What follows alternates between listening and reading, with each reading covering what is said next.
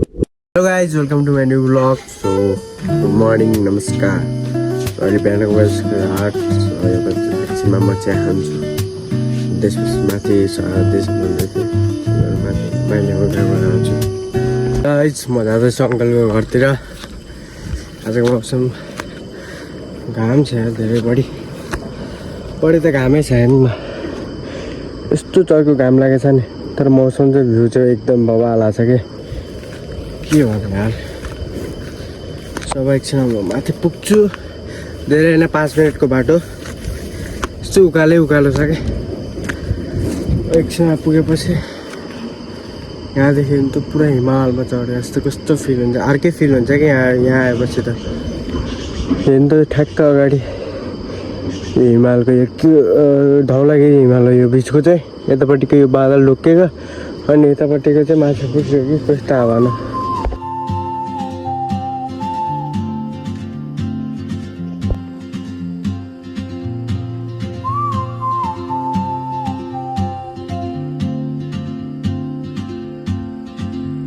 She moves like a map with no borders, a whisper caught in the wind. I see her. Guys फेरि यार आउनु भएको छैन, फेरि फर्केर जानै पर्यो कि यार। फेरि दुध लिनु जाने अरे, त्यो जाउँ दुध ल्याउन। बाटो पनि यस्तो छ यार यहाँ त, कसरी किन्ने आफूले दुधले मलाई लिएर हिँड्छ कि म दुध लिएर हिँड्नु। सो गाइस दुध त लिइसकेको छु, यहाँको दुध सोबर जानु पर्यो। यस्तो चर्को घाम लागेको छ नि बे यार। यहाँको भ्यू देख्न सक्नुहुन्छ, यस्तो छ, यस्तो बवाल छ, यस्तो बवाल हजुरले भ्यू कहाँ पाउनुहुन्छ यार। जन्नत गए पनि पाउनुहुन्न होला मलाई लाग्छ। गाइस म त जाँदैछु बहिनीलाई लिन, किनभने बिहानदेखि हामीले केही खाएको छैन कि चिया पाएँ, किनभने माथि सराती छ अङ्कलकोमा अनि खाना पाएको छ आज। अनि उता हजुर लिनु भयो तेरो भन्न हामीले यसलाई मायाले टुके बनाउँछौँ। खाने टुके बेलाउटी खाइरहेको छ यहीँ, अरू यहाँ हेरेर बसिरहेको। अनि तिम्रो नाम के अरे? आरुषी। फेरि पनि यार गाइजहरू यस्तो हुन्छ कि मसँग। स्कुल पुग्न पाएको छ नि दुध लिनु जाँदा लु कति हिँड्नु पर्यो यार। मैसँग किन यस्तो हुन्छ? भोक लागिसकेको छ, त्यही एउटा बेलाउटी दिनु एक खाँदै जान्छ। अब यार कस्तो डराइदियो, चित्रो गयो यार।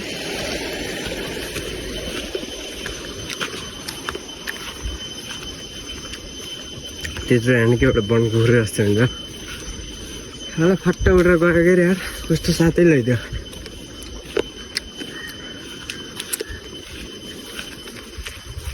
भ्यू देख्न सक्नुहुन्छ गाइजहरू, यस्तो भएछ यहाँको भ्यू।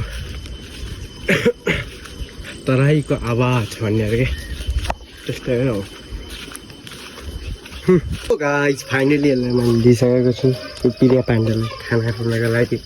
यति कष्ट गर्नुपर्छ यार, कतै गयो भने त काम नखाइहाल्छ नि। त्यहाँ माथि यस्तो घाम छ नि, यस्तो गर्मी भएको छ।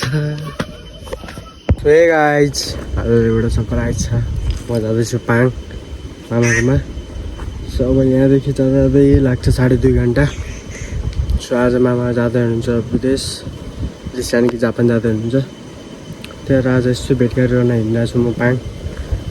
सो यहाँको नजाराहरू सबै हेर्दै गर्नु होला ब्लगलाई एन्डसम्म।